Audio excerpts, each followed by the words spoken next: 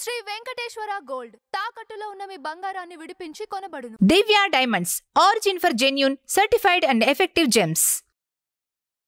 ఈ మధ్య మీరు గమనించినట్టయితే చాలా వరకు కూడా హిందూ రాష్ట్రానికి సంబంధించిన డిక్లరేషన్ కోరుకుంటున్నారు అందరూ.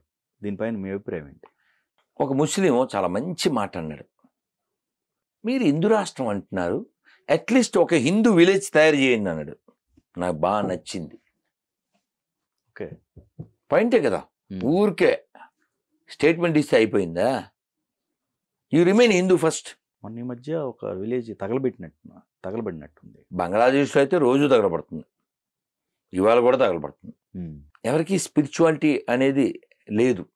ఎడారి మతాలకి స్పిరిచువాలిటీకి ఏ సంబంధం లేదు.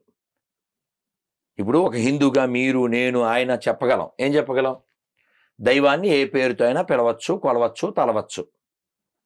ఒక ముస్లింకి ఫోన్ చేస్తాను చెప్పించండి, ఒక క్రిస్టియన్కి ఫోన్ చేస్తాను చెప్పించండి. మొత్తం ప్రపంచం ఎందుకు శాంతి రాదో చూద్దాం. భగవంతుని ఈ 2 అక్షరాలతోనే పిలవాలి అనే మూర్ఖుల వల్ల కదా ఇన్ని వినాశనాలు, విపరీతాలు జరిగేది. ఆ ప్రయత్నం చేయండి. మార్పు హిందువుల్లో రావాలి. అబద్ధాలాడే హిందువులు, పార్టీలు, కులం మాత్రమే ముఖ్యం అనుకునేటువంటి బొందుగాళ్ళు వీళ్ళు మారాలి. వాళ్ళు మారడం అనేది చాలా కష్టం. ఎందుకంటే 1000-2000 సంవత్సరాల నుంచి they consider themself like that కదా. వేదం ఏం చెప్తుందంటే, నువ్వు చేసే పుణ్యం ఉంటుందే అది నిన్ను ఉద్ధరిస్తుంది అని చెప్తుంది. ఫలానా వాడిని నమ్మడం కాదు, ధర్మానికి నువ్వు లోబడి ఉండాలి. దైవం కూడా లోబడి ఉంటుంది. ధర్మస్య ప్రభురచ్యుత అంటుంది. రావణ్ణి ఎందుకండి గౌరవిస్తాం? బాగా పొడుగ్గా ఉన్నాడు, రాజుగారి అబ్బాయినా కాదు, అందంగా ఉన్నాడనా కాదు, గుణాల చేత. అవర్ ప్రయారిటీ క్వాలిటీస్ కదా. కాబట్టి హిందువులు బాగా చదవాలి, వినాలి, ఆలోచించాలి, దానికి తగ్గట్టు ప్రవర్తించాలి, బాధ్యత ఫీల్ అవ్వాలి. అప్పుడు హిందూ రాష్ట్రం సహజంగా వస్తుంది. హైడ్రా ఓవైసీ కాలేజీ ఏదైతే ఉందో దాన్ని పేద విద్యార్థుల కోసం ఉంచారన్నారు. కాబట్టి మేము కూడా కొన్ని చెరువుల్లో హిందూ కాలేజీలు కట్టుకుంటాం, మాకు పర్మిషన్ ఇచ్చినా ఇవ్వకపోయినా మేము కట్టుకుంటాం అన్నట్టుగా కొంతమంది బయలుదేరుతున్నారు. మంచిదేగా. ఎందుకంటే ప్రభుత్వాన్ని పక్షపాతం. ఇప్పుడు హైడ్రా కూల్చాల్సిందని చాలామంది హిందువులకి కూల్చేసిందిగా. చిన్న బిడ్డ పుస్తకాల కోసం వెళ్దాం అని చూశారు కదా మీరు, అవునా? అప్పుడు ఎందుకు దయ చూపించలేదు? పేదవాళ్ళు కదా, అందులో చిన్న బిడ్డలు ఉన్నారు కదా.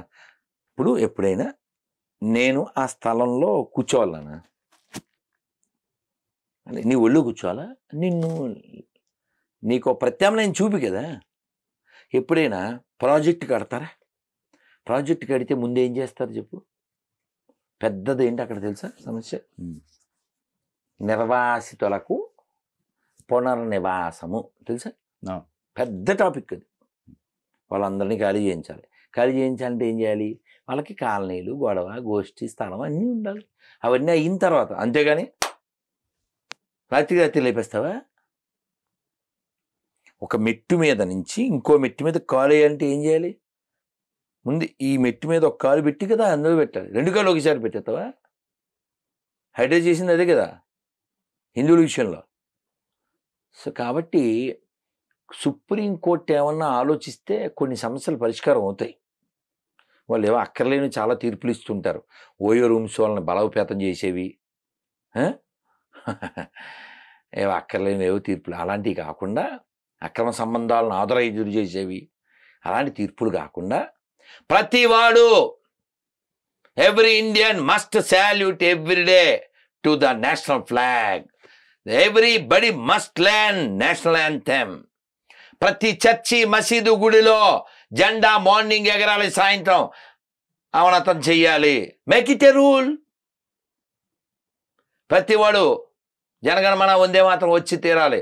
వస్తేనే ఇండియాలో ఉండాలి, లేకపోతే దొబ్బేయాలి. ఆధార్ కార్డు ఎలాగ ఆథరైజ్లో ఇది కూడా. ఇవన్నీ చేయొచ్చు, అవి చెయ్యం మేము. ఐప్సాంగ్ గుడికి ఆడవాళ్ళు వెళ్ళొచ్చు. ఏవో అభయ హిందూ సేన సంవత్సరం కావస్తుంది. సో ఈ 1 year యాక్టివిటీసు ఏమేమి ఎలా ఉన్నాయి? మేము చాలా చోట్ల చాలా కార్యక్రమాలు చేసాం. ఉమ్, మన రాష్ట్రంలో, కర్ణాటకలో, ఉమ్, తెలంగాణలో, ఆంధ్రాలో. ఆ, ఈ కార్యక్రమాల్లో సహాయాలు, ప్రవచనాలు, మేము చేయగలిగేటువంటి గోసేవ ఓకే. ఇలాంటివి జరుగుతున్నాయి, ఇంకా జరగాలి. సో మాకు వచ్చే మద్దతును బట్టి మేము చేయగలుగుతాం. సో కేవలం మా పరిధిలో ఉన్న వాటికి మేము చేయగలిగింది చేసాం. ఇంకా చేయాలన్న ఆలోచనలు మనకున్నాయి. మీరు ఈ మధ్య ఆ పాట విన్నారుగా, ఇది మన దేశం. చాలా అవును, వైరల్ అయింది, గట్టి వైరల్ బాగా. అవునవును అవును దాదాపు 2 కోట్ల మంది చూశారు. అవును. ఉమ్. అది వేరే లాంగ్వేజ్ కూడా మీరు ఇది ఆ చర్చ జరుగుతుంది, ఆ, ఆ, చర్చ జరుగుతుంది. ఓకే. అది అదే ఏఐ ద్వారా అవ్వదు కదా, మనం మళ్ళీ లిరిక్స్ రాసి పాడాలి. ఇందాకే ఆ మ్యూజిక్ డైరెక్టర్తో మాట్లాడాను. ఓకే. సో మేము దాన్ని కూడా చేస్తాం. ఇంకా కార్యక్రమాలు చేయాలి. అభయందు సేన ద్వారా ఈ అట్లీస్ట్ మన సౌత్ ఇండియా వరకు ఎంత చేయగలమో అంత వచ్చే బలాన్ని బట్టి, వచ్చే మద్దతుని బట్టి చేస్తాం.